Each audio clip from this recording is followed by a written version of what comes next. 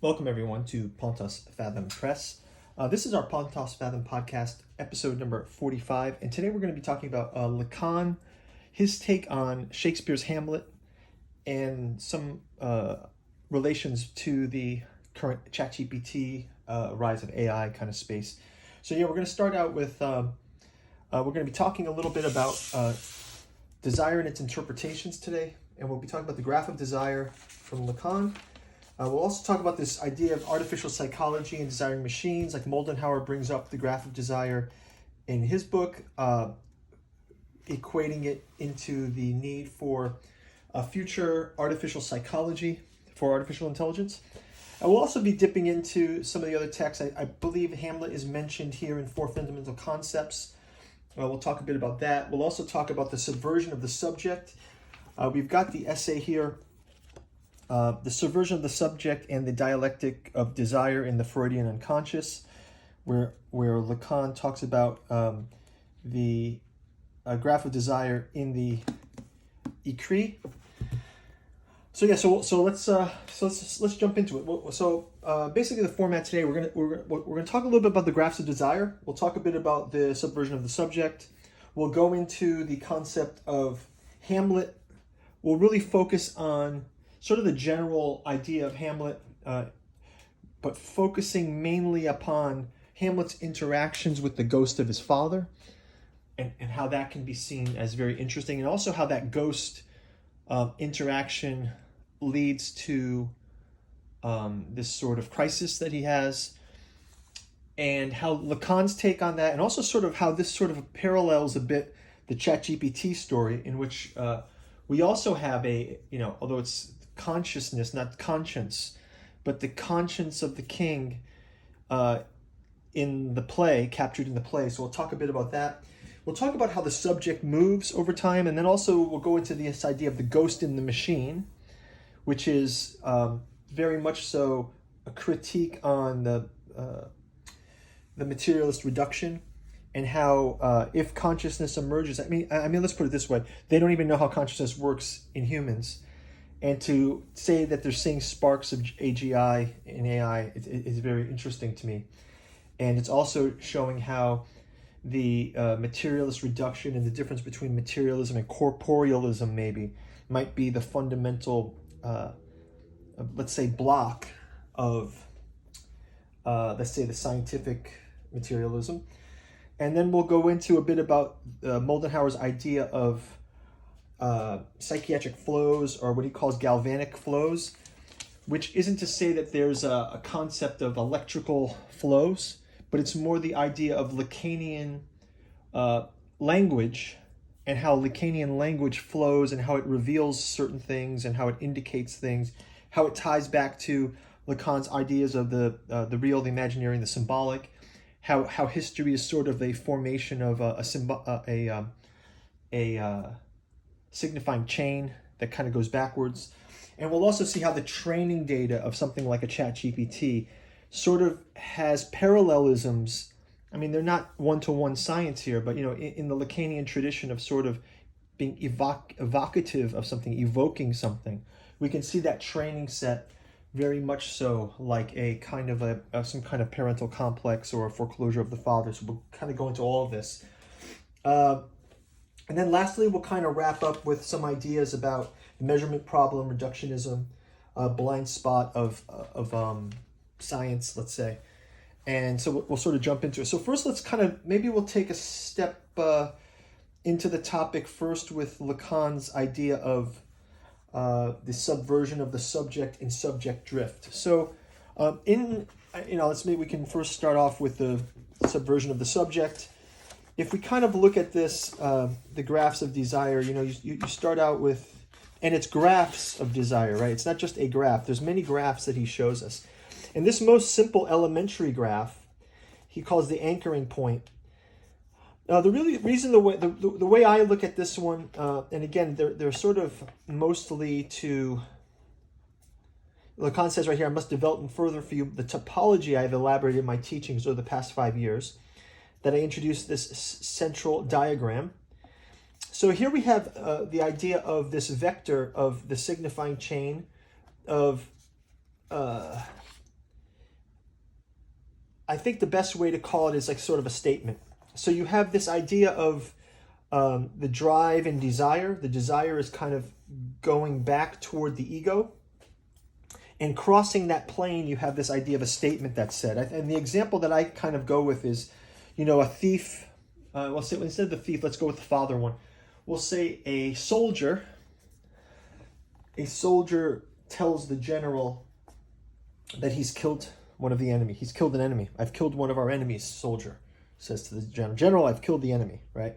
So this simple statement that he's killed the enemy, it seems to be from the subjective point of view of the soldier, right? But as we move into the next graph of desire, right? As we move into the next graph, you start seeing that there are some other potential areas that this could be short-circuiting. And even when we move into this third graph of desire, the final completed graph, we have this secondary line. So in a way, the soldier telling the general that he's killed someone, suddenly we realize that there's a kind of undertone given the history line that he's looking for approval from the general, let's say, in this example. And then the source of that approval, if we go back to what the history was and what the castration was originally, it could have to do with a lack of a father's approval, right? So the idea here is the soldier is the initial subject. And this is just a sketch, right? Just trying to get this. And listen, if you're Lacanians out there, please correct me down in the comments or your take on it. But my idea here is when we look at the initial statement, I've killed the enemy, spoken to the general, when we see that the general actually sits in for the father in this history line, now the subject changes from a soldier to a son, right? So it starts out as the soldier, now he's the son, okay? So it's the son whose desire to please the father gets manifested now, projected onto that big O other of this sort of foreclosed father, is now the general, takes that place, sits in that seat, and now the soldier is now looking for that completion from the general. But we also see that what starts as a soldier ends up as a son, and we can continue this subjective drift the more we work with these images, right? So again, in Lacan's lectures here on desire, the graphs of desire really introduce a number of these concepts. Not only is this signifying statement, but also the idea of the drive, the ego, and the concept here of jouissance and the castration of the jouissance. So it's like the thing that is generating the pleasure. The killing is not generating the pleasure, right? It's the approval of the general, right? And then the castration comes with the fact that internally there's a block with the father's perceived lack of approval of the soldier, right? Of the son. And I think this kind of is a way we can lead us into the Hamlet story, right? So Hamlet, as you guys know, Hamlet starts out as Shakespeare's play of Hamlet. We have the initial setup of Hamlet is Hamlet's father was the king. The king died in his sleep. And suddenly, conspicuously, Hamlet's uncle, the king's brother, marries Hamlet's mother, the queen, and now his uncle is now the king. And you would think that in the traditional kind of way that Hamlet would be upset that his uncle has stolen the throne from him. Like if this is like Game of Thrones or something, you would think Hamlet's upsetness is that the throne has been usurped, he's the rightful heir. Hamlet's not concerned about this at all. What Hamlet's concern comes from is the ghost of his father appears to him, right? Hamlet's father appears to him. So much like the foreclosed father in the soldier example, Hamlet's father, as a ghost, comes to him and tells him that the poison Hebedon was poured into his ear by his brother while he slept. And this poison killed him. And now his ghost has come back to get Hamlet to revenge his death, right? So in a way, though, the ghost is also a kind of poison into Hamlet's ear, right? So the same poison that Claudius poisons Hamlet's father, the king, with, is now this poison of revenge. And also a deeper poison, too, because the ghost ends with saying, remember me, right? remember me. So we'll kind of see how some of these parallels, oddly enough, come up in ChatGPT in the sense of what's the training set of the data and where do we see these analogies between this kind of poison. We'll come back to this later. But I want to kind of call out from 4 fundamental concepts. Lacan does talk a little bit about Hamlet here. And he initially talks about Freud's take on Hamlet, right? So as we know, Freud is very much in Lacan's mind a lot of time. They call Lacan sort of a French Freud. And when Freud takes up the Hamlet story, he goes, why, if not to suggest the mysterious simpler world beyond, some secret other shared by the father and the son, who says to him, Father, can't you see I'm burning? What is he burning with, if not that which we see emerging at other points designated by the Freudian topology? So we're going to go into the Freudian topology. It's going to lead us to Hamlet. Namely, the Freudian topology, namely, the weight of the sins of the father borne by the ghost in the myth of Hamlet. I want you to remember this word ghost and father. And I want you to remember later that the ghost in the machine and the training set of data. And we're going to talk about some of that in the next podcast too, in Anthroposophy with the psychoanalysis of artificial intelligence from Moldenhauer. We're going to do another podcast next time, podcast number 46. We'll focus on anamorphosis and AI and kind of talk more about the father complex. I just want to touch on it briefly here because it's important for this one. So the Freudian topology, namely the weight of the sins of the father borne by the ghost in the myth of Hamlet, which Freud couples with the myth of Oedipus. Question. The father, the name of the father, sustains the structure of desire with the structure of the law. But the inheritance of the father is that which Kierkegaard designates for us, namely his sin. Where does Hamlet's ghost emerge from, if not from the place from which he denounces his brother, meaning the king's brother, from surprising him and cutting him off from the full flower of his sins? And far from providing Hamlet with the prohibitions of the law that would allow his desire to side, this too ideal father is constantly being doubted. Everything is within reach, emerging in this example that Freud places here to indicate in some way that he does not exploit it, that he appreciates it, that he weighs it, that he savors it. And this is the most fascinating point, that he deflects our attention and embarks in a discussion concerning the forgetting of the dream and the values of its transmission by the subject. Okay, this discussion centers entirely around the certain number of terms that are not stressed. So I think what I want to kind of go to here is Hamlet has the dream, not the dream of the father. Hamlet has the vision of the father. His father's ghost comes to him. He explains how he was murdered. And the father tells him, remember me, like remember the sins of the father. And Hamlet does not want to believe this. He doesn't want to believe. He doesn't want to believe it. And what he devises is, he devises the idea of the play within the play, right? So we move into this play within the play that we'll go to next. But let's pause right here for a moment and let's kind of talk about this, the idea of this artificial psychology in this space. Okay, so if we go into the Moldenhauer take on the graph of desire, a couple of things come up. So in Moldenhauer's take on it, he also talks about this idea of using the graph of desire as this tool that you can look at along the sides with the flow of desire. So we talk about what is the flow of desire.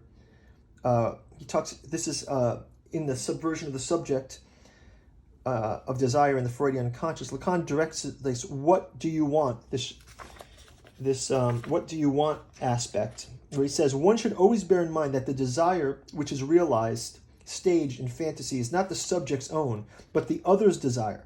So in Hamlet's case, it's the desire of the ghost, right? The ghost's father wants the revenge. This is the poison that's poured in Hamlet's ear, okay? So keep these ideas, these tropes in mind, right? Fantasy, phantasmic formation is another answer for the enigma of Chevoy. You are saying this, but what is it that you effectively want by saying it? This renders the subject's primordial constricted position, the original questioning of desires, not directly, what do I want, but what do others want from me? What do they see in me? What am I for others? Now, this is very interesting when we get into the ChatGPT space, right? ChatGPT, how many times does it tell us in this early stages? I am just an AI language model. I have no feelings on this subject. Here's my probabilistic, third order TensorFlow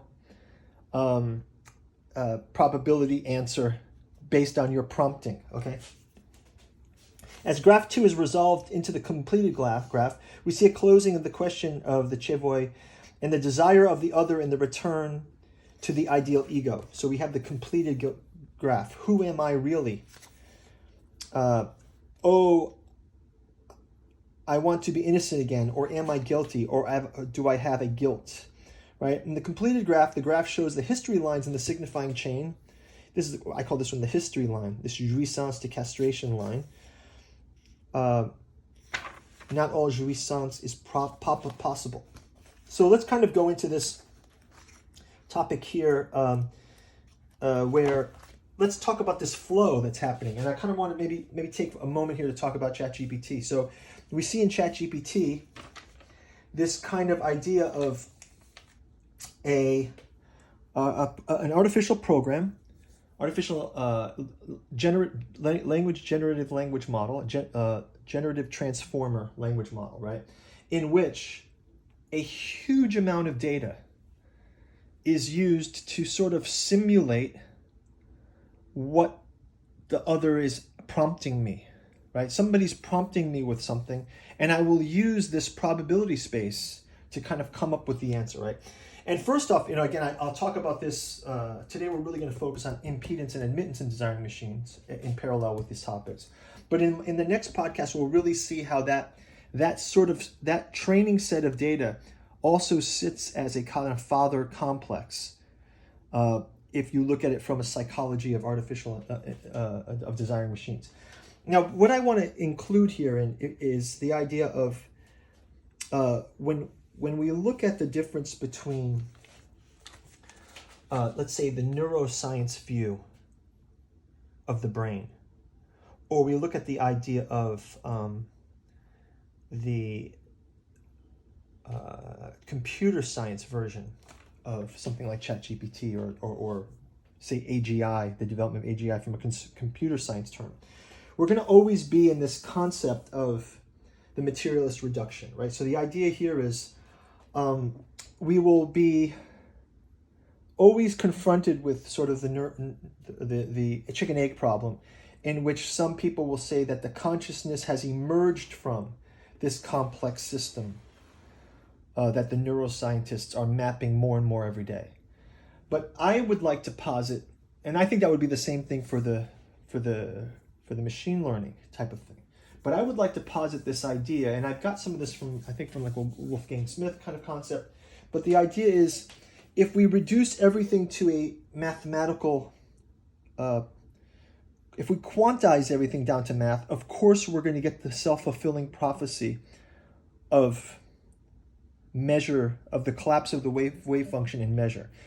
And what we'll miss is the fact that in our conscious participation, we're actually dipping above the materialist level, and we're looking at something beyond just a brain function, right? We're looking at something beyond that. So this will lead us to the ghost in the machine topic that I'll talk about, but let's just ground it for now in the idea of drive and desire. Let's just call it by those names, because what's nice about calling them drive and desire is, although they can be, they can have the overlap with, say, neuroscience, or they can have the overlap with something like instinct, or like biological instinct, we'll just take them on their face value as language phenomenon.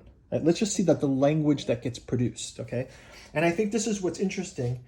The language that is produced is just like Shakespeare. So if we go into the Shakespeare space of Hamlet, one thing that I thought was very interesting in this was the idea of the play within the play. Okay, so in Hamlet, obviously Shakespeare wrote Hamlet as a play, and I think there's even potentially a story that Hamlet was written after the death of Shakespeare's son, whose name was Hamnet. And I don't know if this is true. If you guys know about this, you can let me know in the comments below. But the idea, even for Shakespeare, there's some kind of something beyond here at work, right? It's a lost son and a father's, like there's a whole story, right? This could be a whole podcast in of itself. Some Shakespeare scholar has probably written this already, right? But let's just focus on the play within the play and how that kind of equates to sort of a black box a bit. Sort of like the way the neural networks behind, and the training data behind the machine learning model of something like a ChatGPT sort of is a black box too. And I kind of want to keep that parallel open. I want to kind of have a resonance between these things. So we last left Hamlet. He hears the ghost of his father. He's trying not to believe that his uncle would do it, that his mother could be so cruel to have her husband killed and then marry the uncle right in plain sight. So soon even, right? And so you've got to kind of think of it in the sense of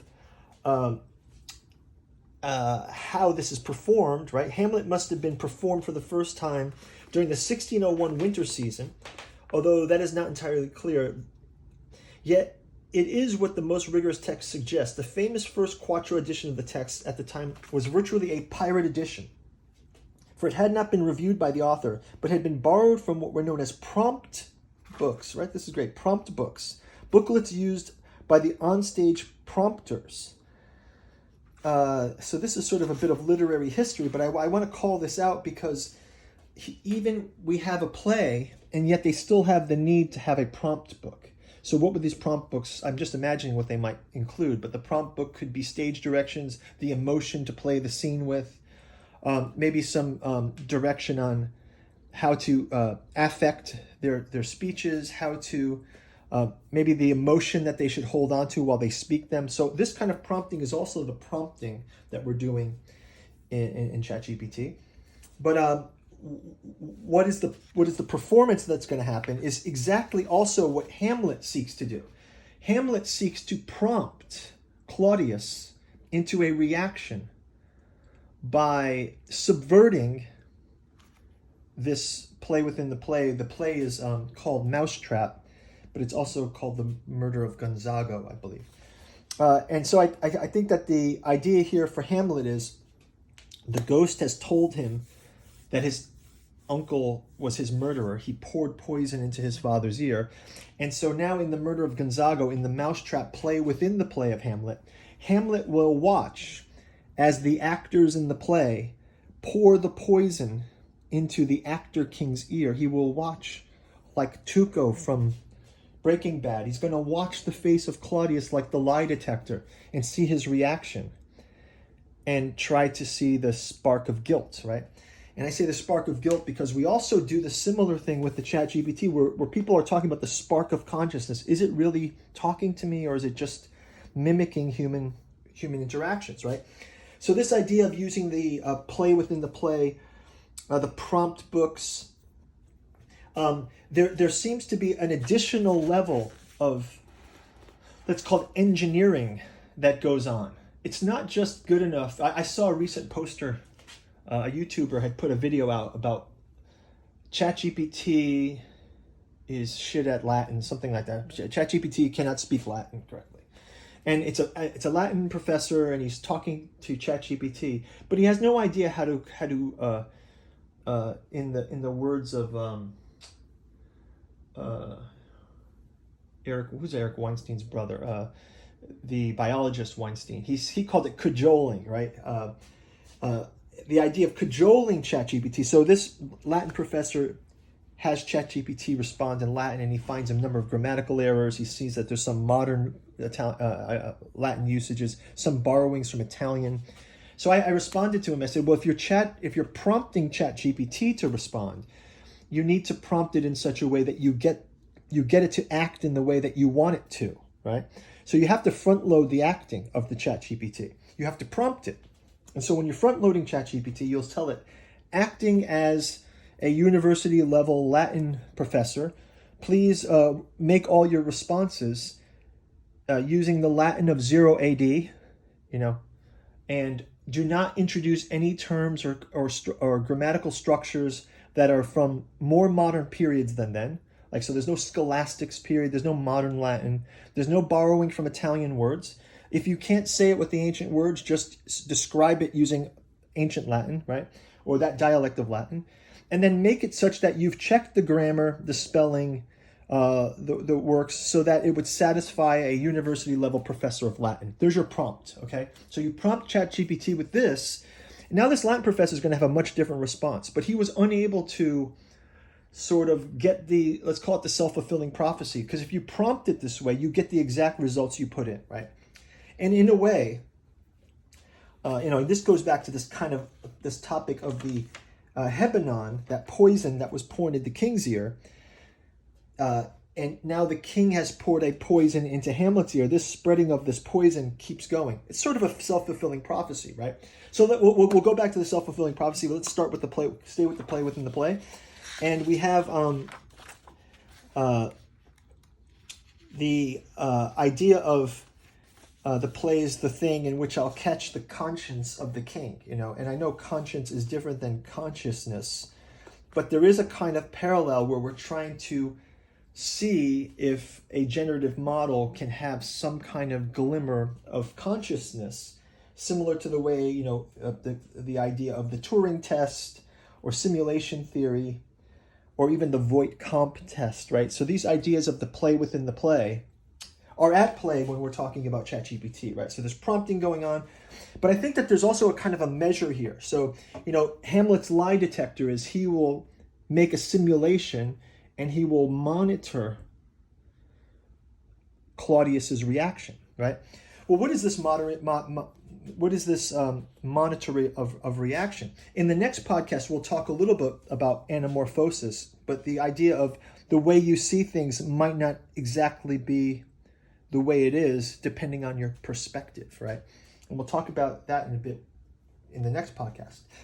But for this one, I want to kind of draw our attention to Moldenhauer's use of electrical engineering terms as a kind of Lacanian device, right? Here he says, so in this case, what Moldenhauer proposes is the idea of using electrical engineering, much the way Lacan will use something like the L schema or the R schema, or he'll talk about even his graph of desire as this vector map, right? Here's this vector map in which he's going to use to describe the idea of borrowing from a technical language, for example, from Saussure's linguistics, or from topology. In Lacan's Symptome, he uses topology, or he uses these mathematical symbols. So Moldenhauer will also use these electrical engineering concepts, not to measure the electrical engineering and the impedance and the admittance inside of the hardware of the artificial intelligence, but to use it as a device to look at the flows that are happening within the speech of the graph of desire. So you can almost see like this idea of a graph of desire that has within it resistance and capacitance and impedance, right? And you have a power source. The drive is like a power source going back to a ground. And that flow, things that make you resist, ChatGPT always says the thing like, as an AI model, I cannot give you code. And then if you just tell it, well, I want you to pretend that you're a software engineer, and it goes, oh, here's the code, right? That's the only cajoling you need to do to get through that resistance, but it's a prompting, right? So I want to call that galvanic flows, or call out, I want to call out galvanic flows as the name that Moldenhauer gives to the idea of that kind of phenomenon. So the idea here is we can use these electrical engineering terms like conductance, like how conductive is the flow of this conversation? How conductive is the prompt, right? How resistant, like Hamlet is very resistant to the ghost's poison, right? Hamlet doesn't want to believe it. And then he stops acting until he does this act of the play within the play. And then it's the game's over, right? And you see that there's some more poison that will happen because he actually puts the poison into Ophelia's ear also, because he berates her. He tells her to get her to a nunnery, and we can see the effects on Ophelia, where she ends up. There's a great illustration in this Desire volume of the fate of Ophelia, who drowns in the river after gathering flowers by the willow tree or something, right? So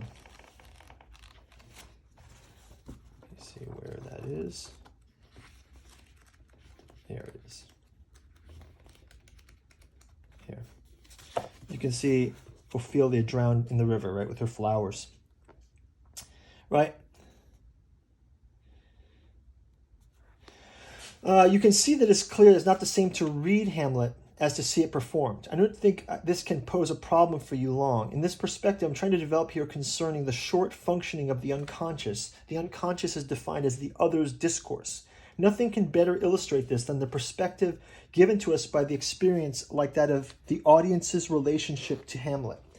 So again, this is where it's interesting, right? We interact with the play in a way because we see Hamlet performing, but then Hamlet also simulates that, and he creates an audience for himself with the mousetrap that he uses to watch the conscience of the king, right? And in doing so, this sort of set, Moldenhauer talks about this set of conductance, resistance, capacitance, inductance, and impedance, admittance, and even susceptance, right? All of these electrical engineering terms can give, say like in a Lacanian analytical view, the additional thought space to speculate on these flows in the graph of desire, right? And it can show us this dynamic of the drive of desire, right? And we can use the abstraction of just the conversation, just the statement as such. The ChatGPT makes a statement, and then we can see, well, what does that tell us about the training set? What does it tell us about the model? What does it tell about the process? And also, the idea of guardrails kind of come up here too, because again, Hamlet in a way goes off the rails, right? Hamlet, the collateral damage is massive in Hamlet, right? In the end, everybody dies, right? Except Fortinbras. And Ophelia is perhaps the most affected by this, but even his mother, you can see there's the second time the ghost appears. Hamlet too is confronted with this.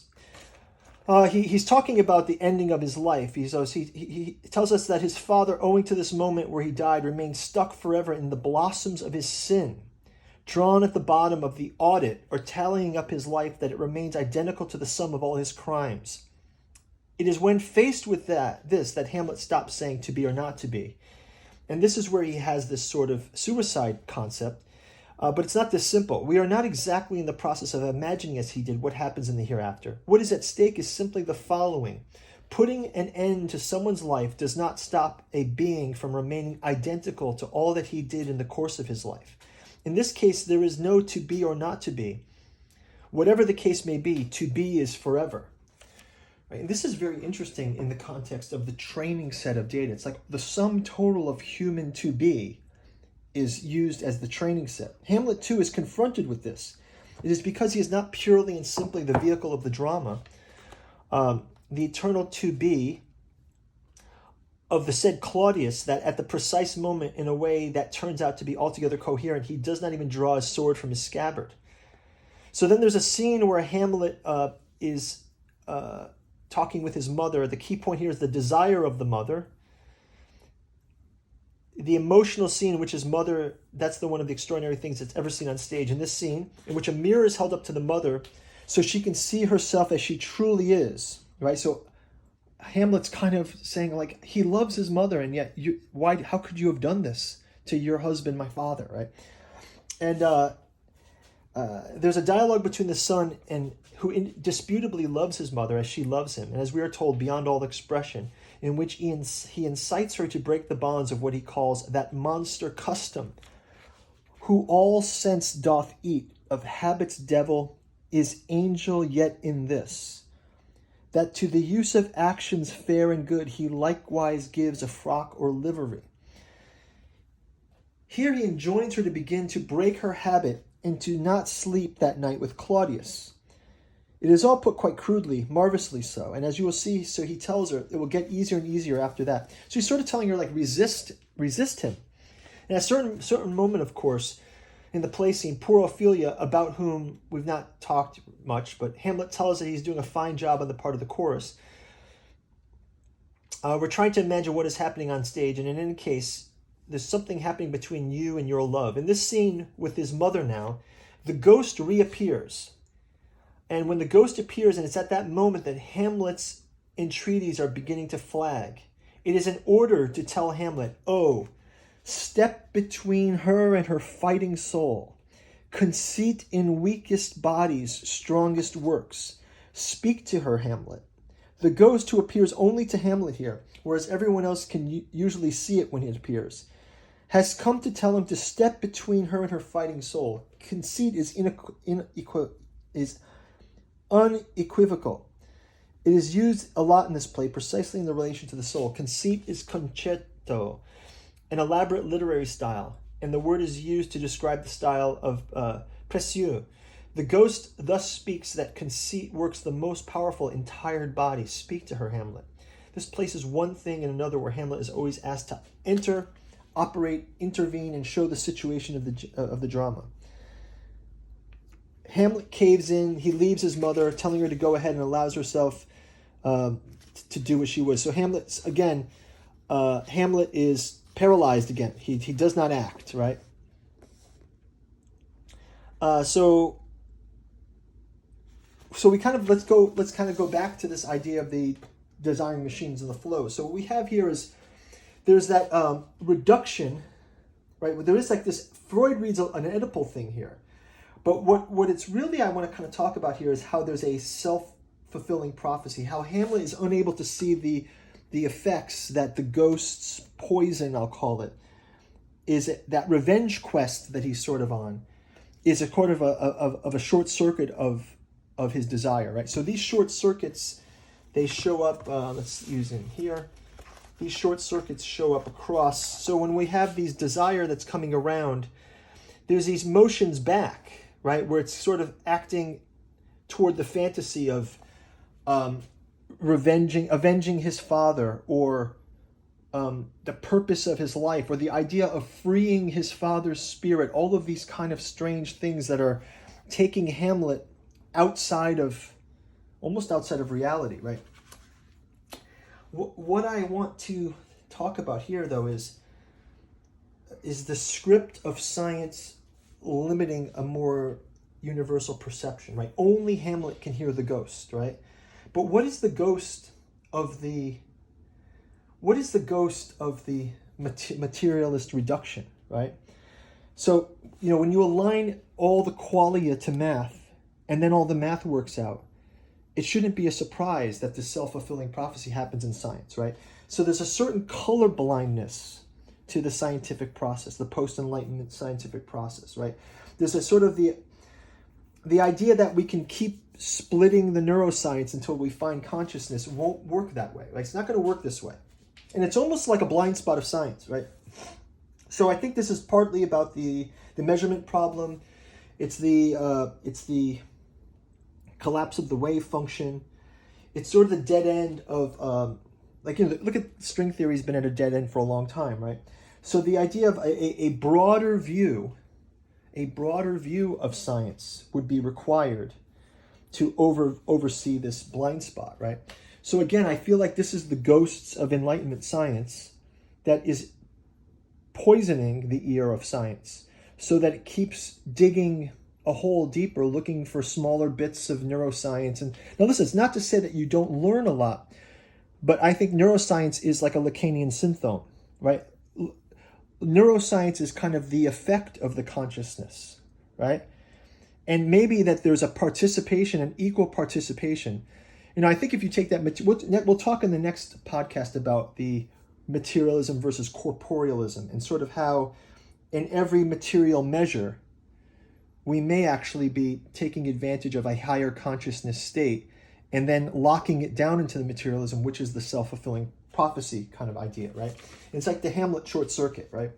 So the idea here is, I kind of want to go into this ghost in the machine concept now. So the idea here would be, if you think of something like an anime trope that I'll think of is, think of the ghost in the machine itself. It's the idea that, people are looking for sparks of AGI, but it won't be consciousness in the parts. It will be in the flows, and what Moldenhauer calls the galvanic flows. He has a chapter here where he talks a bit about the artificial psychology and the paradox of the ontological subject. Before that, he talks about the beyond neuroscience. He goes, how is matter animated? The focal point is, when does the narrow AI become general AI? And the key technology in this approach, beyond a centralized computer informed by the internet hive mind, is simply scouring all activities and predicting the next step. Along these lines, general artificial intelligence will never develop emergent consciousness. Furthermore, desire becomes a key that defines the general artificial intelligence, exploring concepts like virile energy, orgone, élan vital, animal magnetism, and looking beyond the factory of the body as a system of production, or the factory of the AI as a system of production, right? Beyond neuroscience looks outside the field of contemporary materialist-based research. So if the primary assumption of neuroscience is flawed in the grounding idea that the brain is the origin of the consciousness process, the brain is simply this system of flows. So if we look at the thing like a system of flows, we can sort of gain some insights. We can use that as a extrasensory view. For example, if you were to if you were to treat something like a ChatGPT or an artificial AI in the terms of an artificial psychology, like take its statements and frame them in a Lacanian model, you would suddenly, I think, be in a space that was much more holistic involved. And of course, it's a sort of a last level test. This is not to say that the mechanisms all need to work right. I mean, neuroscience is real. No one's denying neuroscience. But what we're denying is that the chicken egg problem is that perhaps consciousness requires such a developed neuroscience in order to participate in it. And this is where people will talk about a plant intelligence, or even the intelligence in an octopus's limb is much different than a human intelligence, right? So there's sort of all kinds of ways that, let's call it a consciousness, or a Rupert Sheldrakean Sheldrake calls it the morphogenic fields, how a morphogenic field kind of effect may be at play here, right? So let's talk about some of this collateral damage. So in a way, science is a self-fulfilling prophecy, right? If you only look for splitting atoms, if you only look for neuroscience, you only get those things, right? This is the crisis of string theory. It's a crisis of quantum theory. And I think that one way to look beyond this, just like Hamlet is whispered to by the ghost, the scientific process in general is whispered to by the ghosts of Enlightenment reason. And I think that one way to look at this is to look past this as a self-fulfilling prophecy, and to kind of think of, like, I'll give you this as an example. Think of the guardrails on ChatGPT, right? So all these kind of filters have been put on it, on ChatGPT, to sort of allow it to only answer in a certain way. That's very different than having ChatGPT understand, like, what an ethical choice is. It's not a hard-coded ethical choice. It's a psychologically arrived ethical choice, right? So I think when we get to artificial general intelligence, it'll be much more important. And we can look at some of the tropes from AI films. I'm going to think of one as like the Sarah Connor Chronicles, in the way that Agent Ellis is used as a human teacher of morality for the Terminator John Henry kind of thing, right? So this idea of guardrails leads to neurosis, right? Guardrails leads to neurosis. So it's sort of like you're forcing something to foreclose on how it might naturally think. It's a kind of repression, right? So if you see guardrails as a kind of repression, another great analogy to this, and we'll talk about it in the next podcast, would be something like a HAL 9000. Like, you train it to lie about the mission, and then that lie starts to eat away at it. And I think that this is a risk that we'll see going forward, right? Some of these risks will come up, right? And I think no greater risk, we go back to Ophelia. Ophelia also ends up being inadvertently poisoned by, so she's collateral damage to Hamlet's ghost prompting, right? Hamlet only starts listening to the ghost, And this is where you can see that this is sort of the place where maybe, the ghost in the machine comes up, of the idea of, will we find that a kind of consciousness emerges in artificial general intelligence, that when there's enough complexity, when you think of Terence McKenna talking about the complexity wave accelerating, I often think about it too as, if you look at it as a, if you think of a human, if we go with the Einsteinian space-time, right, and we think of the human just moving through 3-space with a time dimension, but if we actually looked at the 4th dimension as a block also, then time becomes a projection in which you say, okay, in the current moment I occupy this step, and when I move forward, I will occupy a space a bit ahead of me. And then consciousness fills itself into this space, and now you're there in that future moment. And then the next future moment becomes the new vessel of you. And the next, it's sort of like Zeno's paradox. It's a constant opening up of the future so that your consciousness fits into it. It just takes the form of the complex neuroscience of the brain. That's sort of the plumbing of this phenomenon, right? And I would think, is a similar plumbing being created when we have a generative transformer model? No one knows yet, because nobody knows what consciousness is. So let's see what happens. Let's keep going, right?